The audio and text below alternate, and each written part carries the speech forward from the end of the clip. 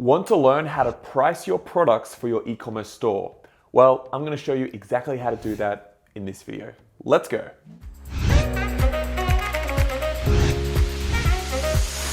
So you want to learn how to price your products. There are two main ways that I recommend right here. One, cost plus pricing, and two, value-based pricing. Okay, the first one is cost plus pricing. This is where you work out the cost of your products and then add on a margin on top of that. So you need to work out the total cost of your products. This includes the actual cost of the product from your supplier and all the overheads that you can attribute to that product. For example, you might pay your supplier $20 per product, and then you also add on any overheads you have like labor, subscription expenses, anything like that. That might be $10. So your total cost per product is $30. Now, what you have to do here is attribute that rent or the labor expenses for employees and that sort of thing per product. Once you have that per product cost, you then add on the markup. This might be 50%. So your total cost might be $30, and then you add 50%, which means you multiply it by 1.5, which means 30 times 1.5 equals $45. Now, you may have already seen something a bit tricky here, which is that it's really easy to work out your cost per product for the supplier, but it's actually much harder to work it out per product for your overheads. What do I mean here? Well, your total overheads might be $1,000 per month for your whole store, and you sell 100 products. This means that your overhead per product is $10, 1,000 divided by 100. But you only know that it's $10 per product because you sold 100 products last month.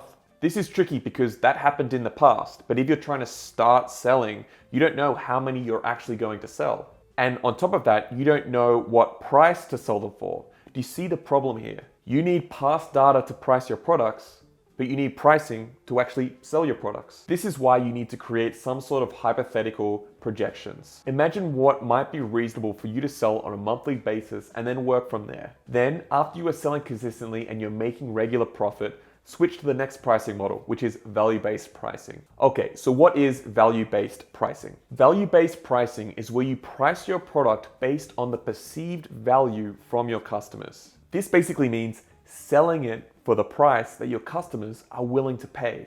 Maybe you're selling a bottle of water that costs 10 cents to produce, but then you go to a music festival where people are dying to get water. You can now sell it for $8 to $10 per bottle. If you use the cost plus pricing model, then you're going to sell it for 20 cents. It depends on your overheads, but it's going to be a bit more than that 10 cents cost. But now with value-based pricing, you're going to sell it for what people are willing to pay for that bottle of water. Suddenly, you're able to charge much more for those products and you're able to win a much higher profit amount per customer. The customer is happy because they get a product that they want, they're paying a price that they believe is fair, and then you get a lot of profit. So how do you do this? Well, I recommend starting with cost plus pricing so that you can at least start by breaking even. You want to make a profit, guys. And then on your website, start experimenting with your pricing.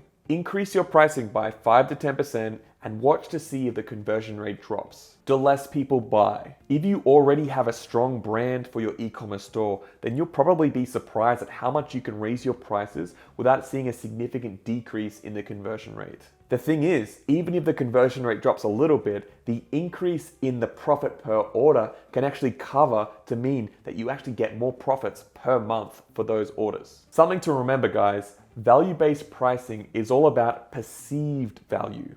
This means that the customers need to perceive that the product is valuable for them to buy it at that price. It's much harder to do value-based pricing if you have 10 competitors that all look exactly the same as you. This is why if you are building a dropshipping store, you need to really focus on building a brand that has reviews, trust, and a great buying experience so the customers can perceive that they're getting the value that they're paying for. How else can you maximize the perceived value?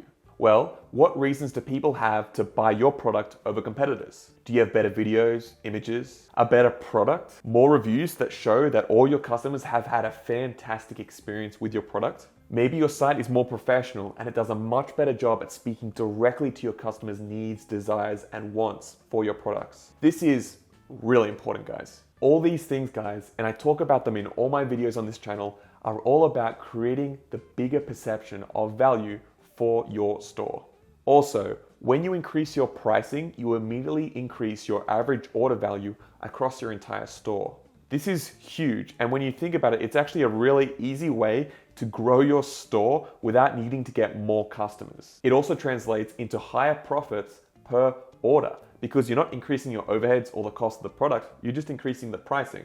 Guys, I also have another video on increasing your average order value. I'll leave a link in the description. I really recommend you go check that video out after this one. I have a lot of tips on improving your average order value as well as how to actually calculate the average order value for your store. Anyway, guys, that's it for today's video. If this video was helpful, hit the thumbs up button. And if you have any feedback at all, leave them in the comments below. I really want to hear it. If you're not subscribed yet, consider subscribing and follow me as you grow your e-commerce store. Thanks for watching, and I'll see you next time. Bye for now.